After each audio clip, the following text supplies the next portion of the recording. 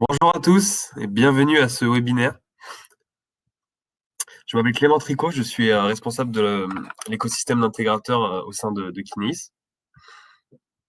Et je vais vous introduire aujourd'hui ce webinaire intitulé l'IoT spatial intègre le French Tech Next 40 120 avec Kinesis. Alors un petit point technique pour commencer. Merci de vérifier que votre micro et votre caméra sont éteints. Si jamais pendant la présentation vous avez des problèmes pour voir la présentation ou pour entendre, vous pouvez essayer d'éteindre le son pendant quelques secondes puis de rallumer, ou bien de recharger la page.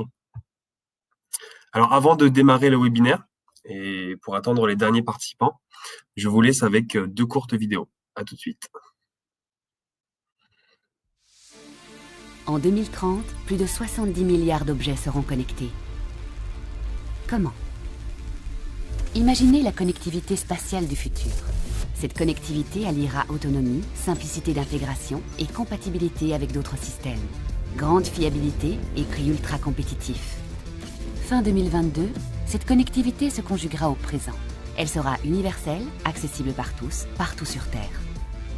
CGEN, le système satellitaire de localisation et de collecte de données Argos. Premier système IoT au monde. La nouvelle constellation Kinesis connectera de nombreuses activités. Loisirs extrêmes, agriculture, pêche traditionnelle, sûreté en mer, logistique et bien d'autres. Kinesis va démocratiser les usages. Vous l'attendiez? Ne l'attendez plus. Réservez dès maintenant la première connectivité spatiale Kinesis.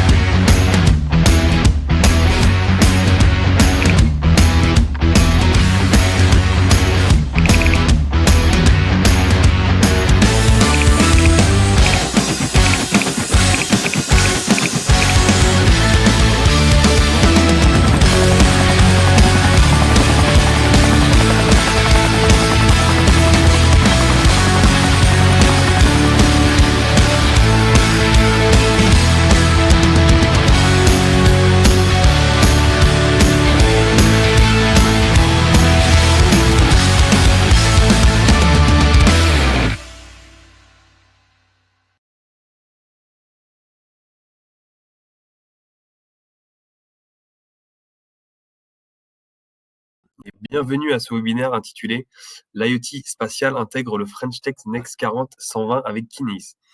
Je m'appelle Clément Tricot, je suis responsable de l'écosystème d'intégrateurs de la connectivité Kinesis. Aujourd'hui, je fais seulement le rôle d'animateur pour ce webinaire. Petit point technique pour démarrer. Merci de vérifier que votre micro et votre caméra sont bien éteints. Si jamais vous avez des problèmes pour voir la présentation ou pour entendre les speakers, vous pouvez essayer d'éteindre le son pendant quelques secondes avant de rallumer ou bien de recharger la page. Donc voici le programme à l'écran du webinaire d'aujourd'hui.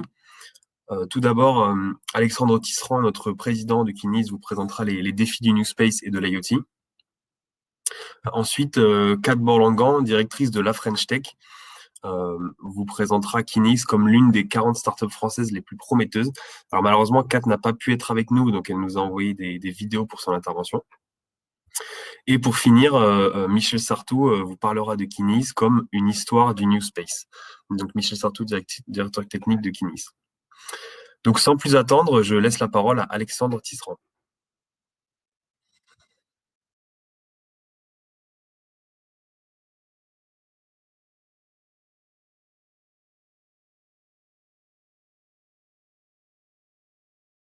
Pardon, merci Clément et bonjour à tous.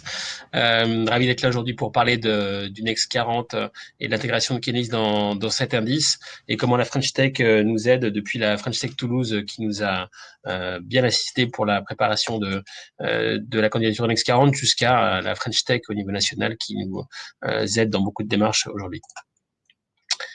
Alors peut-être rapidement Kinesis pour celles et ceux qui ne connaissent pas suffisamment. Kinesis qui est-on? On est un opérateur satellitaire et fournisseur de connectivité spatiale globale qui est dédié à l'Internet des objets. Donc, on connecte des petits terminaux aux satellites pour récupérer des données, que ce soit une position, une température, une pression, n'importe quelle donnée de capteur, pour ensuite les retransmettre sur Terre et les envoyer à nos clients à travers notre système. D'où on vient? On vient en fait du ce qu'on appelle le système Argos, qui a été créé il y a quand même un certain nombre d'années maintenant. Michel en parlera plus longuement après.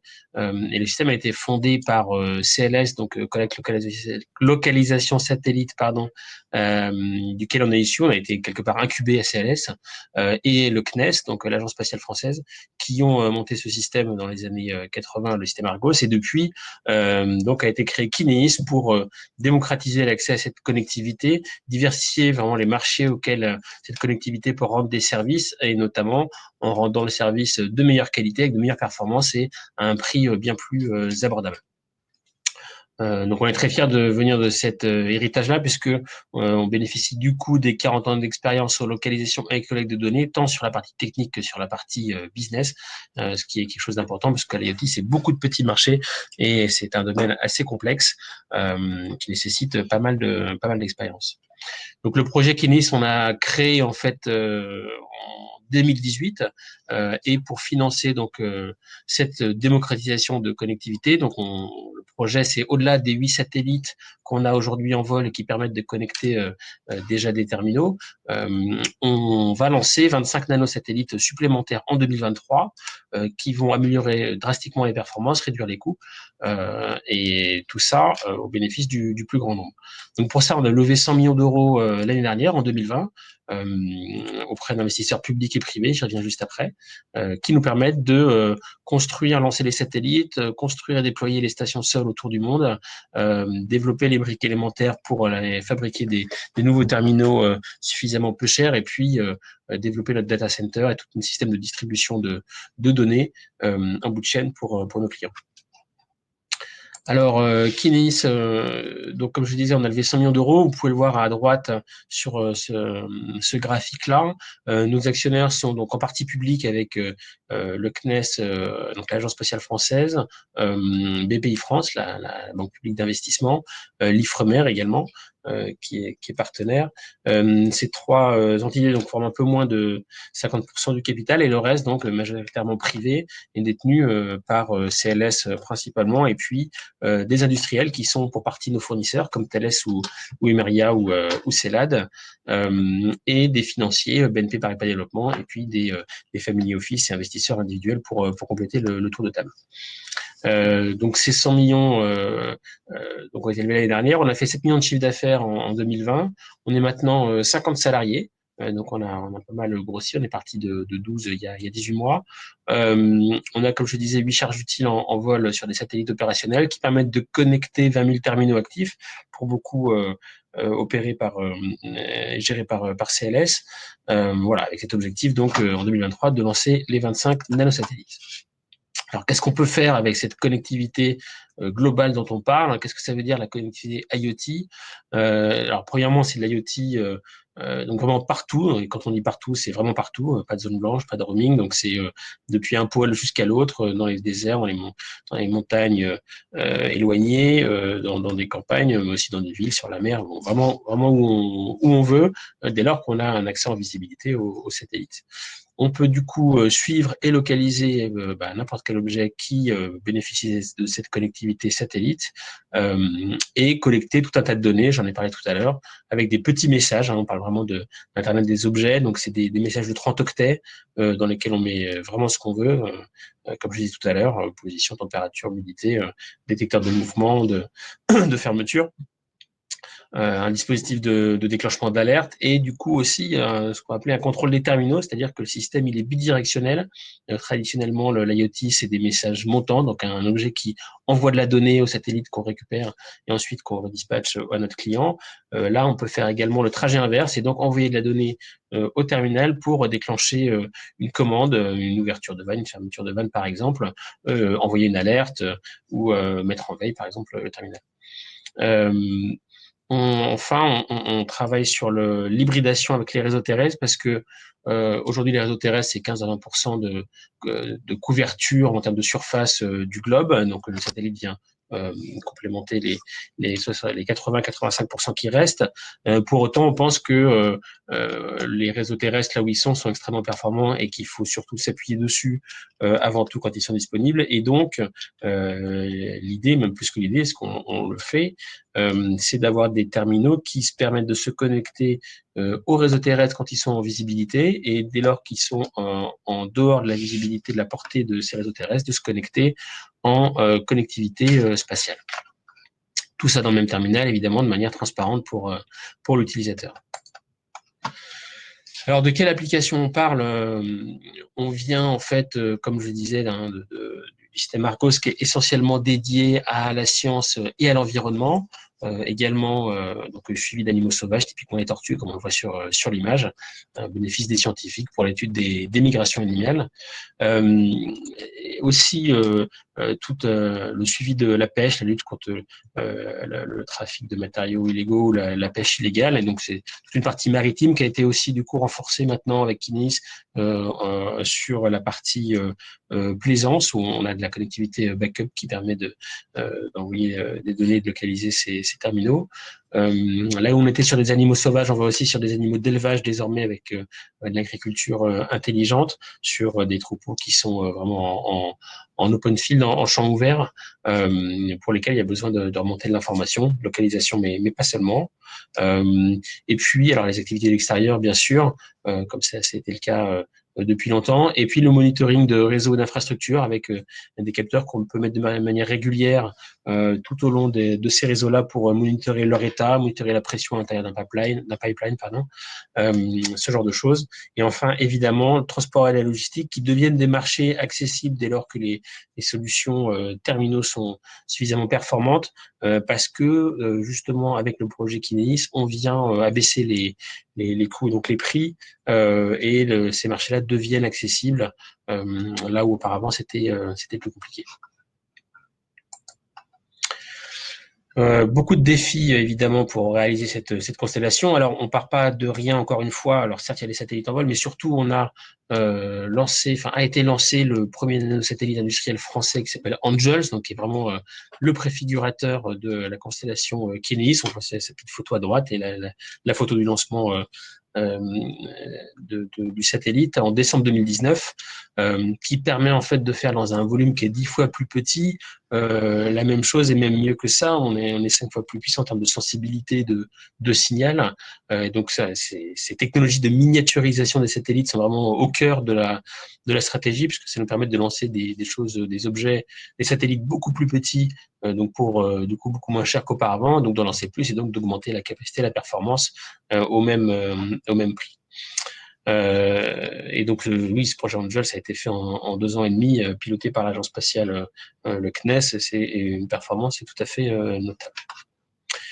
Voilà, et puis un dernier mot sur la stratégie open source qu'on a aujourd'hui. Donc, on fournit des chipsets qui intègrent toute la partie radiofréquence nécessaire à l'établissement de nouveaux terminaux. On peut aussi fournir le module qui intègre ce petit chip avec des fonctions de base, d'amplification, etc., de sorte qu'il n'y ait quasiment plus rien à faire dans le device à part une antenne et une batterie pour en réaliser un. Donc on le voit sur la photo, c'est quelque chose quand même qui est pas très gros. Et puis bien sûr toutes les cartes d'évaluation nécessaires pour tester la connectivité, je dirais off the shelf comme on dit en anglais, donc vraiment en un seul coup. En branchant ça sur un PC. On a d'autres équipements évidemment sur étagère. Je vous invite à nous contacter pour avoir plus d'infos par rapport à ça. Voilà, et je vais passer du coup la parole à Kat Borlangan, qui est donc pas en direct, mais qui nous a fait l'honneur de nous faire une petite vidéo, donc qui est directrice de la French Tech France, donc de la French Tech en général, au sujet de Kinéis et du Next 40. Merci beaucoup.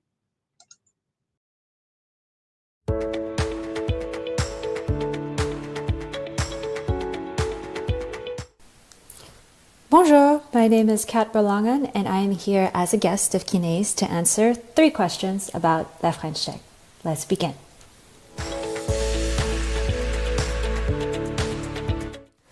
Question number 1. What is La French Tech? You've maybe all seen the red origami rooster, but may have some questions as to what La French Tech is and how it works. Well, quite simply, La French Tech is France's startup movement. It is powered by its startups, its community, its tech community, and it's bolstered by the government. It brings together these 2 different worlds. The startups, where we have 15,000 startups all across France. We have 114 official French tech communities in places like Toulouse, but also San Francisco, Tokyo, Cape Town, and it also brings together, my team, the people in the government. So obviously at a grassroots level, you have the startups that are just being awesome, essentially, innovating, moving forward, growing, giving back to the community as well, through mentorship and through a lot of just sort of like support and community programs. And then on the government side, you have a lot of people that are fighting really hard, harder than you would think, to make sure that France becomes a great home for companies like Kinéis. On the government side, our arsenal is public policy, it's funding, it's international promotion of French tech ecosystems all around the world, and of course national programs like the French Tech Next 40, which I will get into in question number 2.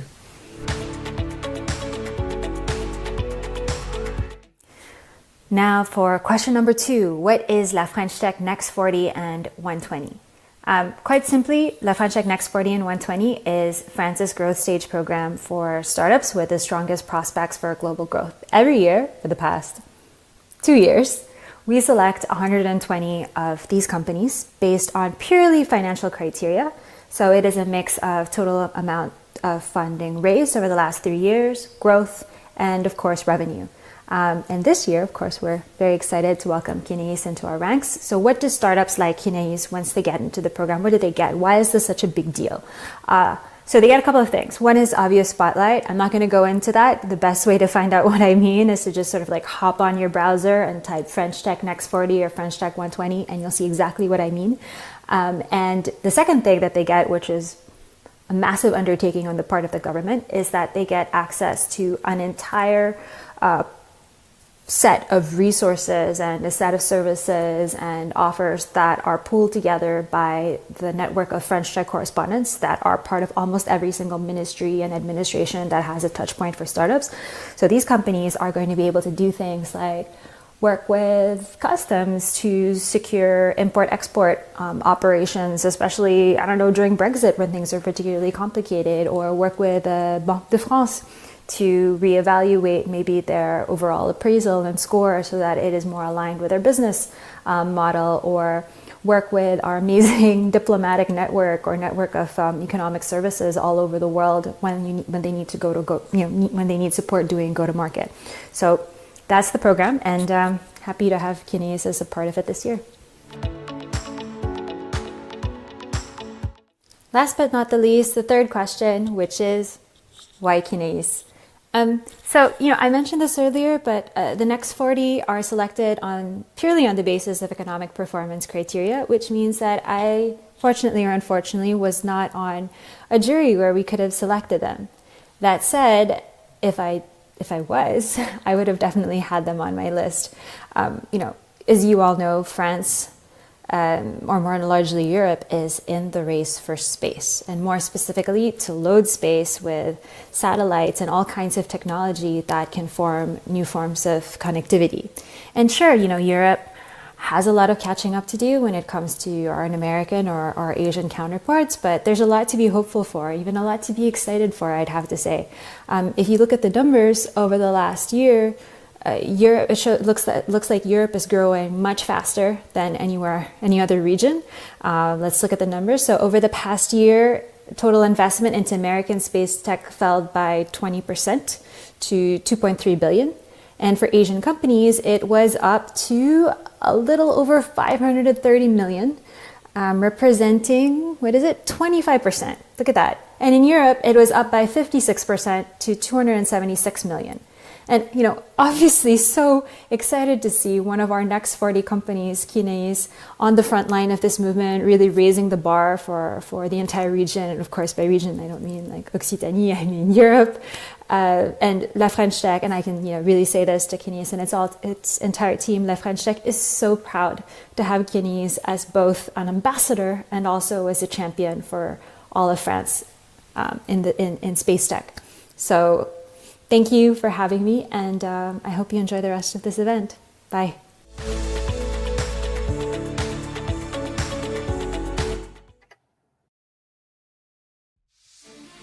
En 2030, plus de 70 milliards d'objets. Bonjour à tous. Michel Sartou, directeur technique de Kineis. Je suis ravi d'être parmi vous ce matin. Moi, je vais vous parler des ambitions de Kineis, mais encore plus des challenges que Kineis s'apprête à relever.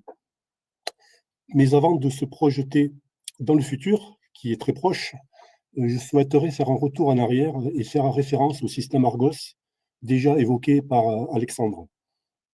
Il a été créé donc dans les années 80 par le CNES, et Argos a prouvé durant 40 années à quel point il était unique.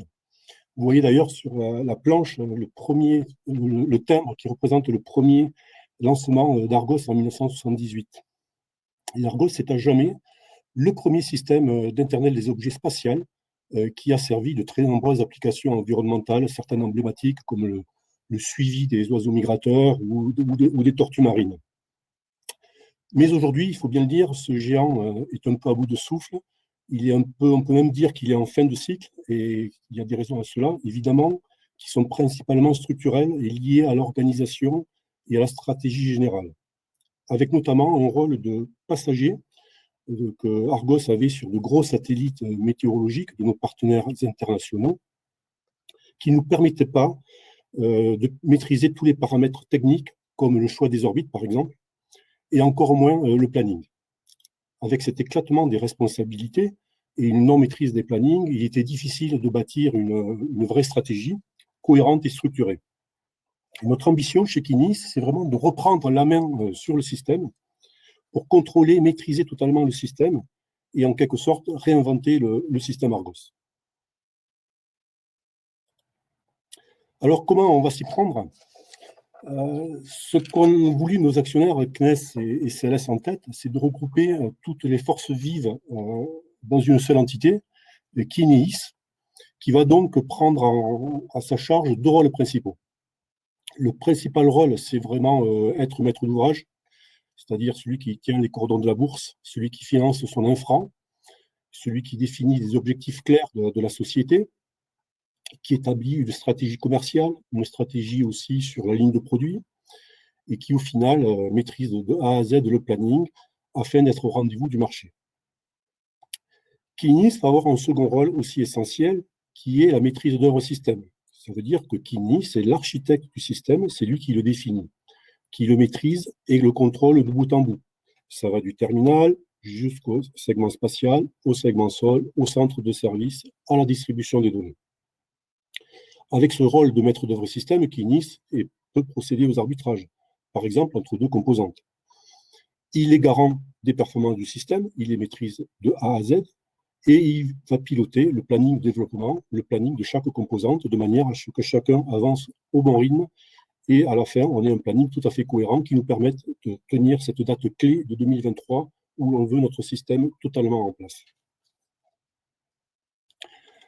Ces 50 personnes, elles vont venir de différents horizons, du spatial, mais aussi du domaine de l'IoT terrestre, par exemple. Et donc, on va avoir une équipe rassemblée dans un open space, avec de très fortes interactions entre elles. On va mettre en place aussi des méthodes agiles et innovantes. On va donner beaucoup de responsabilités à chaque personne.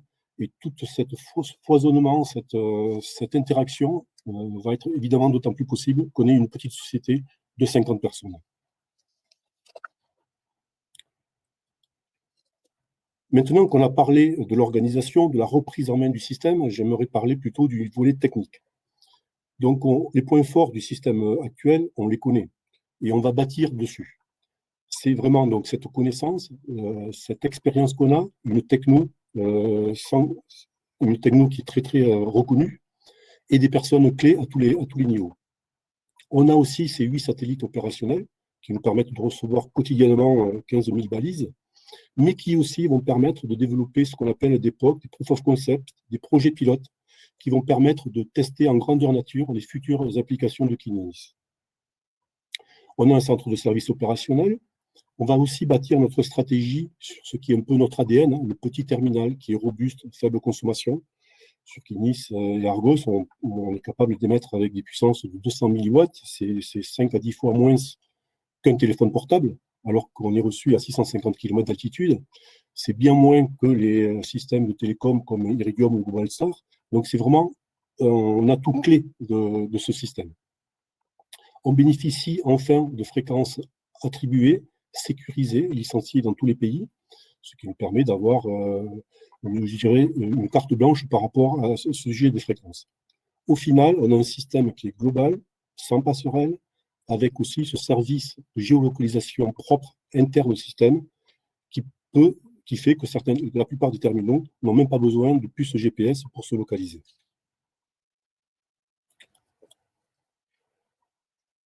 Donc, on a vu ces points forts, mais on sait qu'il faut répondre à des besoins des utilisateurs qui sont de plus en plus exigeants, de plus en plus nombreux et qui vont couvrir de plus en plus de nombreuses applications. Donc, sur ce terreau-là, on va bâtir des engagements techniques. Donc, c'est plus que des objectifs techniques, c'est carrément des engagements. On va garantir des performances, quelle que soit la position du terminal, sur terre, sur mer, quel que soit le temps de la journée. La principale performance que l'on va améliorer, c'est la revisite. Donc, la revisite, c'est essentiel et je reviendrai dans la planche suivante. Tout est bâti là-dessus, en fait. Notre constellation, elle est là pour donner, en fait, au système une revisite. Mais il n'y a pas que la revisite, il y a aussi la capacité. Donc, la capacité, on veut démocratiser la connectivité. Ça veut dire qu'on va déployer de plus en plus de terminaux. Qui dit plus de terminaux, plus de messages reçus à bord, donc des instruments qui vont devoir traiter, produire et renvoyer de la télémesure de plus en plus importante vers les stations de sol. On va mettre en place une bidirectionnalité. Ça, c'est important aussi pour les utilisateurs, qu'ils aient la main sur le système, qu'ils aient de nouvelles fonctionnalités, qu'ils puissent acquitter des messages, qu'ils puissent avoir quelque chose de beaucoup plus flexible. On va avoir un réseau de stations propriétaires qui va nous permettre d'assurer à 100% le suivi de nos satellites, et tout cela dans un calendrier parfaitement maîtrisé. Et ça, c'est très important. Ce qui est important, c'est qu'on a vu sur Argos, on a lancé 21 satellites en 40 ans. Là, on va lancer 25 satellites en 9 mois. Donc, entre mars 2023 et décembre 2023, on va lancer les 25 satellites afin que toutes les performances, les nouvelles fonctionnalités soient disponibles en un seul palier. Donc, on va faire un grand gap. En 9 mois, on va passer des performances actuelles aux performances finales de Kinéis.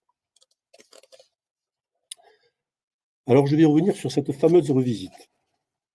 Alors, qu'est-ce que c'est la revisite? La revisite, c'est le temps qui s'écoule entre deux passages satellites. Ou bien c'est le temps d'attente pour un émetteur qui a des données à transmettre pour qu'il soit survolé par un satellite et que ces données soient reçues à bord. Dans les systèmes comme le nôtre, on est en orbite basse. On appelle ça les orbites LEO, Low Earth Orbiting. Ce sont des satellites qui sont environ à 600 km d'altitude, un petit peu plus haut que la station internationale qui est à 400 km. C'est aussi l'altitude des satellites d'observation.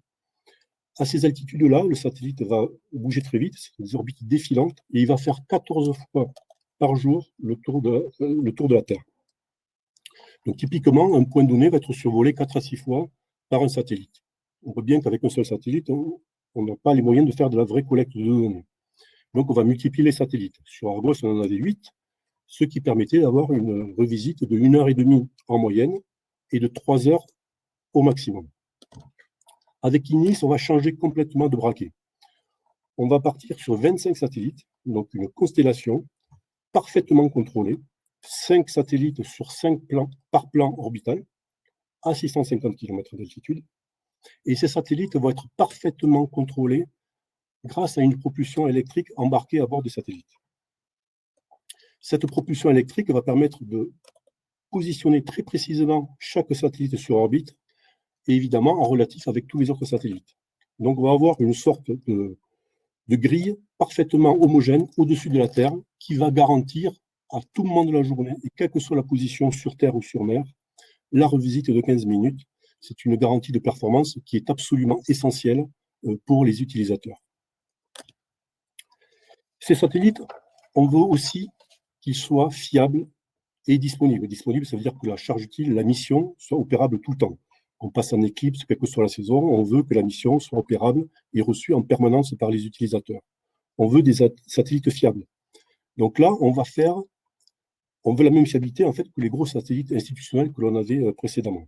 Donc là, on va faire un mix entre le old space et le new space. L'old space, c'est des standards, c'est des normes. Mais là, on va les adapter aux justes besoins. On appelle ça tailoriser des normes ou des standards, afin de optimiser chaque fois le nombre de tests de qualification. On va aussi avoir des méthodes, par exemple, sur certains tests, de les faire plutôt au niveau équipement ou carte, plutôt qu'au niveau de composants. Cette philo, elle est aussi valable parce que on a l'héritage d'Angels. En fait, on a ce satellite probatoire qui a été lancé en 2019, qui est un vrai laboratoire vivant, utilisé tous les jours, pour valider les technologies qui sont embarquées sur Kinéis, pour valider des briques logicielles qui permettent de contrôler, monitorer le satellite, détecter des anomalies à bord et faire des petites actions correctives rapides. Donc, on a vraiment ce laboratoire qui sert vraiment de base à tout ce que l'on construit derrière. Un autre volet sur lequel on va travailler, c'est sur le management au quotidien. Donc, on va avoir le niveau de documentation adapté, beaucoup plus faible que celui qu'on peut avoir dans le old space, des équipes intégrées, des processus de revue. Les revues, c'est ce qui pilote les jalons sur un développement. Ben, ces revues, on va les raccourcir, on va les faire plus efficaces. Donc là, je vous ai parlé de la constellation, je vous ai parlé des satellites. Je vais maintenant vous parler d'autres facteurs clés qui vont faire que Kinéis va être très, très performant. Donc, la bidirectionnalité. Donc, aujourd'hui, Argos était principalement un système qui fonctionnait sur une voie montante. Là, on va avoir une voie descendante qui va permettre d'acquitter des messages critiques, d'envoyer des petites informations aux balises, de pouvoir les configurer à distance. En fait, on va avoir un système beaucoup plus flexible, beaucoup plus agile pour les utilisateurs. La capacité. Donc, la capacité, on va traiter 50 fois plus de données à bord puisqu'on va déployer beaucoup plus de terminaux. Donc, on va avoir des capacités de traitement du signal largement améliorées à bord. On va prendre les meilleurs processeurs, on va mettre plusieurs. Et on va aussi trouver des algorithmes très performants pour pouvoir traiter un nombre de balises de plus en plus important. Ces signaux seront reçus par un réseau de stations sol. Et ce réseau de stations sol, on veut le maîtriser de A à Z. C'est un réseau sol qui nous appartient, qu'on va déployer à des endroits stratégiques, toujours avec la même idée. Une fois que les données sont reçues à bord des satellites, on veut que les données soient rapatriées le plus rapidement possible au sol. Donc, les utilisateurs veulent des données fraîches, des données rapides. Grâce à ce réseau, c'est le complément de la constellation et des performances de revisite dont je parlais tout à l'heure. Pour développer cet ambitieux programme, on a besoin de partenaires forts et fiables. Donc, on a été chercher les meilleurs partenaires, ceux qui sont les plus compétents en la matière. Évidemment, d'abord CS, qui a incubé Kinéis, c'est notre actionnaire principal. C'est notre VAR principal, c'est celui qui est en charge de tous les clients environnementaux. On va s'appuyer sur Emeria, j'en ai déjà parlé. Grâce à Angels, ils ont prouvé qu'ils savaient faire des nanosatellites performants dans des délais raccourcis. On va s'appuyer sur Thales Alenia Space, historiquement un partenaire d'Argos, qui sait donc développer ses charges utiles très performantes avec du traitement signal très performant et qui là va s'associer à Sirlinx, qui est une PME bretonne, qui elle a montré qu'elle savait miniaturiser des équipements électroniques.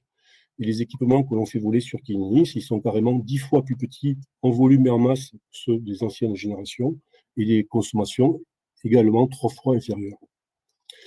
Cobham et Comat, eux, ils vont s'associer pour faire une antenne assez géniale qui va voler repliée sur le lanceur et qui va complètement se déplier comme un gros ressort quand on sera en orbite. En fait, ça va être la grande oreille qui va recevoir de tout petits signaux et pouvoir donc recevoir des messages provenant de balises à très très faible puissance.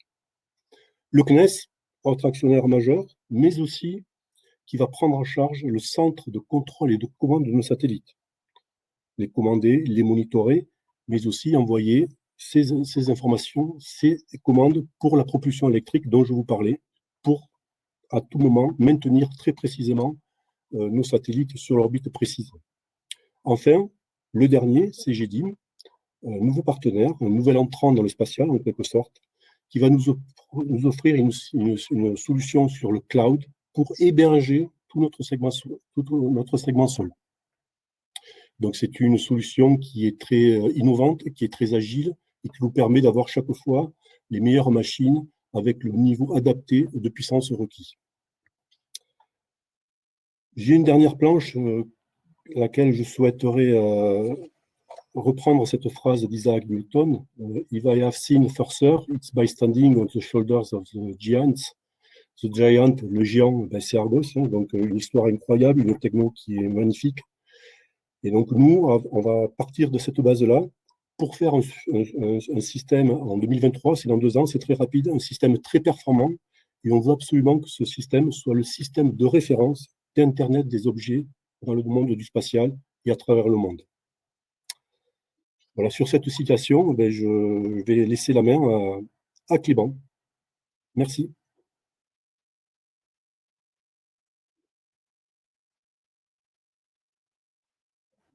Et merci avant toi à Kat et à Alexandre pour leur présentation. Donc merci à tous d'avoir suivi ce webinaire. Alors, nous pouvons prendre des questions dans le chat si vous souhaitez poser des questions. Nous n'avons pas reçu de questions pour le moment. Et voilà la première, donc de Jérémy. Alors, l'hybridation avec le réseau terrestre est-elle envisagée, prévue avec un partenaire spécifique, LoRa, Sigfox, etc., ou tout réseau confondu? Et je laisse Alexandre peut-être répondre à cette question. Ouais, tout à fait. Donc sur ce sujet, aujourd'hui, on a un partenariat avec Bouygues Télécom sur le réseau LoRa de Bouygues Télécom, donc Objet News, pour développer quelque chose, mais on est complètement agnostique sur le type de techno. Donc, on a aussi monté un device qui fait de l'hybridation avec du NB-IoT, et on peut le faire un peu avec n'importe quelle techno. Le but à la fin est d'avoir quelque chose de suffisamment euh, fiable et peu consommateur en énergie pour que ça fonctionne. Mais il n'y a aucune restriction sur un réseau. Mais par contre, je pense que c'était ça le sens de la question aussi, chaque device a priori fonctionnera avec un réseau spécifique. C'est-à-dire qu'on va avoir des devices qui sont LoRa Kinesis ou NB-IoT Kinesis, mais on va pas avoir un device qui va faire et LoRa, et NB-IoT, et Sigfox, et 2G, et LTEM et Kinesis. Enfin, on pourrait techniquement, probablement, mais à un moment, ça fait un nombre d'antennes et un nombre de chips qui est un petit peu contraire à l'esprit de l'IoT, qui est justement d'avoir quelque chose de simple et de léger. Merci Alexandre. Alors, il y a une autre question qui est apparue de Julie. Quelle est la précision en termes de géolocalisation? Alors sur la partie Doppler, c'est-à-dire la localisation par le satellite, on est sur une localisation qui est de l'ordre de 150 mètres, qui est tout à fait suffisante pour tout un tas d'applications. Évidemment, si on veut une précision supérieure, il vaut mieux avoir un chip GPS ou autre GNSS dans le Galileo ou autre dans le device. Bien sûr, c'est le compromis à faire entre consommation d'énergie sur le device, c'est-à-dire sans chip de localisation, versus précision de localisation. Merci Alexandre. Alors, on a une question qui est arrivée de Alexandre. Est-ce qu'on a déjà déterminé la stratégie de renouvellement de la constellation vers 2020? Alors, ce serait plutôt 2030. Ouais, je pense que même type de satellite et même nombre. Tout à fait. Alors, c'est plutôt 2030, effectivement, parce que la durée de vie est de 8 ans. Voilà. Et donc, par défaut, la réponse est non. C'est-à-dire que par défaut, on imagine faire au moins aussi bien.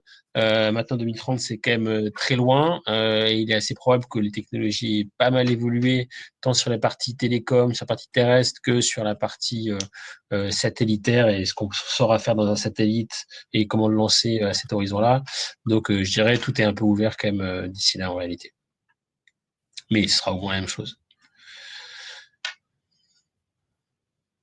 Merci Alexandre. Alors ensuite, on a une question de Michael. Non, une question de Pierre avant, pardon. Quelle sera la différence avec la constellation de Starlink? Alors, c'est pas du tout les mêmes usages. C'est une question qui revient souvent, mais en fait, c'est un petit peu la même question que quel est l'avantage de faire du LoRa par rapport à de la 4G, par exemple. Et en fait, c'est pas du tout la même chose. C'est-à-dire que sur du Starlink qui va faire donc ce qu'on appelle du broadband, de la connectivité haut débit par satellite, l'idée c'est de pouvoir avoir l'internet haut débit par satellite en tout point du globe.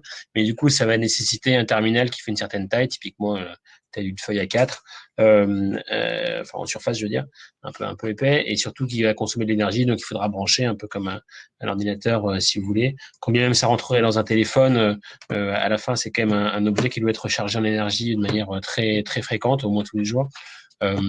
Et donc, c'est très bien pour envoyer énormément de données, mais du coup, il y a cette contrepartie en énergie, en coût aussi du terminal. Pour le coup, Starlink, probablement, il faudra aussi une petite parabole à mettre en plus du device. Donc, c'est simplement qu'à la fin, c'est pas le même segment utilisateur. C'est pas le même objet, pas le même segment client. Alors que sur l'IoT, ça va être des petits devices qui fonctionnent tout seuls sans avoir besoin de les recharger pendant des mois, voire des années, et du coup qui émettent peu de données en contrepartie avec des modulations et des protocoles très légers. Merci Alexandre. Alors la question suivante est de Michael qui demande quels sont nos actuels et futurs concurrents. Alors, c'est pas si évident à répondre en réalité parce que il y a personne qui fait exactement ce qu'on fait sur ce créneau-là. C'est-à-dire qu'on va avoir à la fois des acteurs terrestres qui font donc de l'IoT terrestre, typiquement des LoRa ou Sigfox ou NB-IoT. Mais comme on l'expliquait, comme ils couvrent 15% du globe, on fait le reste. Nous, on est dans une stratégie beaucoup plus en fait en réalité partenariale avec ces réseaux-là. Donc, c'est pas à proprement parler des concurrents. Enfin, de toute façon, on va pas aller sur leur terrain de use case, notamment sur le l'indoor, par exemple, où on va pas du tout être compétitif. Donc c'est de la complémentarité. Et après, sur la partie satellitaire, donc il existe des systèmes satellitaires euh, non européens d'ailleurs, qui font ce qu'on pourrait appeler de l'IoT, mais en fait, vraiment, on peut tout mettre tout et n'importe quoi dans l'IoT, à la fois des petits messages avec des objets qui durent des années pour suivre des oiseaux, par exemple, et puis des terminaux qui vont être sur toit de camions pour suivre ce qu'ils font, mais qui vont être branchés à de l'énergie en permanence, qui vont être plus gros, plus consommants en énergie, qui vont être un peu plus chers aussi. Voilà. Et donc, nous, on se place vraiment sur le créneau qui est de ces petits objets-là qui mettent très très peu et qui consomment très très peu. Et donc quelque chose qui n'est pas en fait réellement développé aujourd'hui sur cette partie-là de quelques messages par jour au niveau mondial. Après les futurs, il y a différents projets qui peuvent se monter ici ou là autour du monde. Bon, aujourd'hui, on est les seuls qui sommes financés jusqu'au bout pour pouvoir lancer notre constellation. On est évidemment vigilant sur ce qui va se passer. Et puis aussi, les technologies évoluent vite. Donc, on est très, très actif en veille, en anticipation pour pas louper un train qui partirait dans une autre direction technologique à un moment donné. Merci Alexandre. Alors du coup, ça répond un petit peu, je pense, à la question de Sophie qui demandait quels sont les atouts de Kinis par rapport à la concurrence mondiale. Sauf si tu as quelque chose à rajouter, Alexandre. Non, non, non, je pense que c'est ce que je disais. Enfin, voilà, tout à fait ça. Ensuite, on avait une question de Julie qui demande combien d'objets connectés peuvent être supportés par chaque satellite. C'est une question qui n'est pas simple à répondre en fait parce que ça dépend de ce qu'on n'entend par objet. Enfin, plus exactement, ça dépend de la donnée qui est transmise. C'est évidemment pas pareil d'avoir un objet qui transmet un message par jour ou un message toutes les 10 minutes. Ça va pas faire le même nombre d'objets à la fin. Donc, nous, on considère, enfin, pour donner un ordre de grandeur, on se place sur un terrain où, à la fin, dans le système mondial, on va connecter plusieurs millions d'objets. Donc, c'est ça l'ordre de grandeur versus, voilà, aujourd'hui, on est plutôt dans les quelques dizaines de milliers. L'IoT terrestre ambitionne plutôt des milliards d'objets, mais c'est avec en connectant tout et n'importe quoi dans votre maison, au travail ou dans votre voiture ou ailleurs, votre grille-pain ou que sais-je. Donc nous, on n'est pas sur ce créneau-là. On est sur voilà cette valeur ajoutée spécifique qu'a le spatial par rapport au terrestre dans toutes ces parties du globe où le terrestre ne couvre pas. Et donc ça va être sur ces millions d'unités. Merci Alexandre. Alors on a une dernière question de Jérémy, qui demande: un chiffrement des données est-il envisageable ou est-ce incompatible avec les performances visées en termes d'économie d'énergie et de puissance de calcul disponible sur les devices? Ah, si, c'est carrément envisageable et c'est complètement implémentable selon les usages. Alors après, ça va dépendre de quel type de chiffrement. Euh, et donc, du besoin, évidemment, un chiffrement asymétrique avec des clés très longues. Peut-être que ça va être avec un chip hardware de chiffrement dédié. Peut-être que ça va être compliqué. Enfin, ou en tout cas, ça va être limité à. Il va falloir faire des compromis en termes d'énergie ou de taille de batterie ou de taille de panneaux solaires, par exemple. Mais si, complètement. Alors après, ça dépend des usages. Typiquement, des scientifiques qui suivent des oiseaux ou des tortues, leur priorité numéro un, c'est l'autonomie, et ça les dérange pas trop que quelqu'un puisse intercepter la donnée de où est-ce que se situe l'ours polaire sur une durée de 10 ans, par exemple. Ils sont pas très inquiets par rapport à ça, tant que la donnée, elle est intègre. C'est plus ça leur sujet que de la confidentialité. Après, évidemment, il y a d'autres acteurs économiques ou institutionnels qui sont beaucoup plus intéressés à avoir une donnée chiffrée, et ça, c'est possible évidemment, mais du coup, il faut le prévoir dans le device. D'accord, merci Alexandre. Alors, il y a des questions qui sont arrivées de Julie. Quel est le débit maximum supporté pour un objet connecté? Alors, comme je le disais, on est sur des messages de 30 octets. Donc voilà, avec des messages qui peuvent aller jusqu'à quelques messages par heure pour les devices qui émettent le plus. Les use cases qu'on a aujourd'hui, on est plutôt sur quelques messages par jour, mais parce que c'est le marché un peu qui veut ça et le besoin qui veut ça. Voilà, un peu ça le débit. Alors ensuite, on a une question de Michael qui demande quelle fréquence nous utilisons. On utilise des fréquences UHF autour de 400 MHz, qui sont historiquement les fréquences Argos, qui sont un peu étendues autour d'ailleurs, pour avoir d'autres usages que les usages Argos. Voilà. Merci. Alors ensuite, une question de Frédéric qui demande: où les données SAT redescendent-elles? Eh bien, sur Terre, et elles redescendent plus sérieusement sur notre réseau de stations sol. C'est-à-dire que les satellites, c'est les satellites défilants qui tournent autour de la Terre en à peu près 1 heure et demie en passant par les pôles, c'est des orbites polaires. Quand un satellite récupère une donnée, ensuite, il attend d'avoir une station en visibilité. Comme il y en a beaucoup, c'est souvent instantané. Et dès qu'il y a une station en visibilité, donc une parabole, la parabole capte le signal le réseau de stations sol, capte le signal du satellite, et cette station après est reliée à Internet sécurisé jusqu'à Toulouse, et là on récupère la donnée, on la traite et on la distribue selon le format qui va bien à nos clients. Merci Alexandre. On a une question de Yann qui demande si l'acquittement est immédiat pour garantie de dépôt.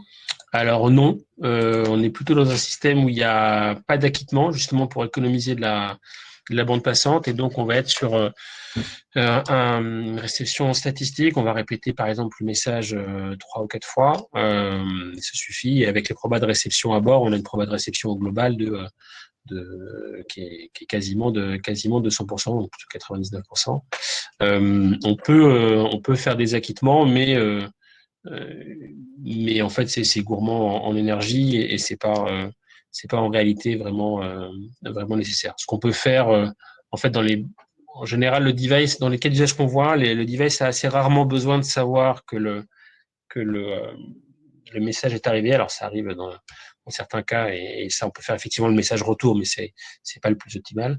Et si c'est le client à la fin qui a besoin de savoir, évidemment là, en ayant la donnée, il sait que c'est arrivé. Merci Alexandre. Alors après, on a Nicolas qui voulait rebondir sur le chiffrement.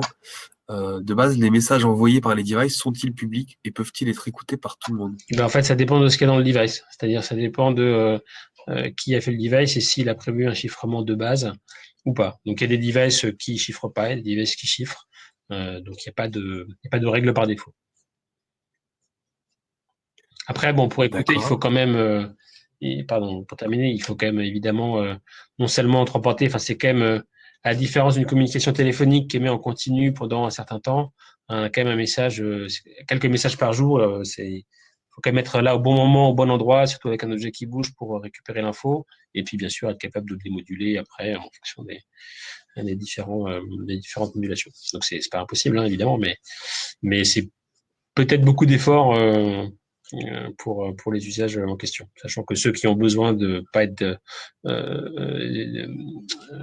corrompus, si j'ose dire, enfin, en tout cas interceptés, ils vont chiffrer les messages.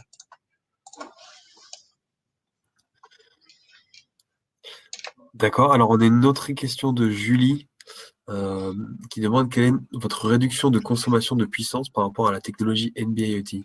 Alors ça, j'avoue que je vais pas pouvoir répondre avec un chiffre précis en ligne, donc peut-être on prend la question et on doit avoir votre email, je pense, dans la liste et on traitera ça a posteriori.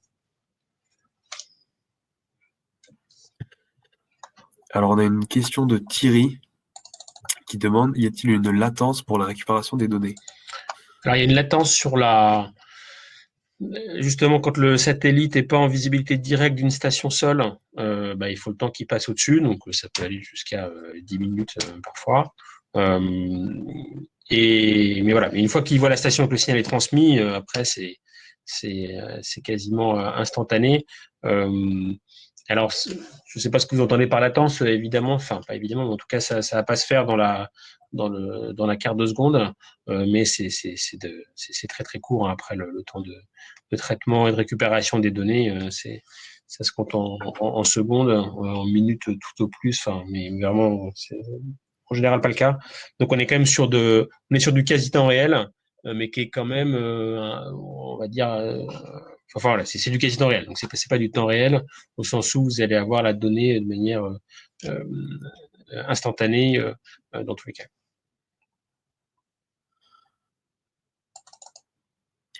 D'accord, merci Alexandre. Eh ben, nous n'avons plus de questions, mais n'hésitez pas à nous recontacter pour plus de détails. En tout cas, nous vous remercions tous d'avoir assisté à ce webinaire. Donc nous allons clore la session. Alors, je vais laisser le mot de la fin à Alexandre avant de clore. Oui, merci Clément. Je compte sur toi pour répondre à Julie après le webinaire sur les questions. Et sinon, je voulais remercier évidemment la French Tech et notamment la French Tech Toulouse de nous avoir accompagnés dans cette aventure French Tech justement, et la French Tech qui nous apporte aussi beaucoup cette année depuis qu'on est dans le Next 40 avec tout un tas de ressources pour Kinesis et qui du coup j'espère profiteront à tous dans la foulée. Merci à tous. Merci à tous, au revoir.